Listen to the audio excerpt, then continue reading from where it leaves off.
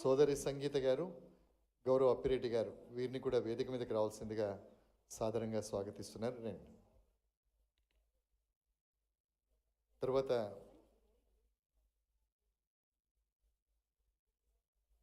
డప్పు, గుస్సాడి,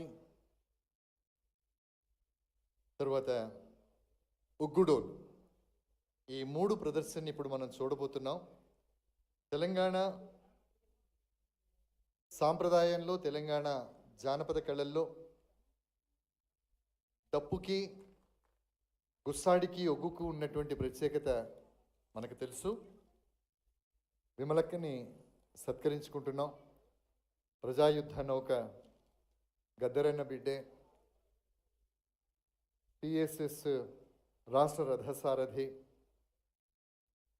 అక్కకి ధన్యవాదాలు. కార్యక్రమానికి వచ్చి అభినందించి ఆశీర్వదించినందుకు, గద్దరన్న పాటని మళ్ళీ ఒకసారి తన స్వరంతో వినిపించినందుకు.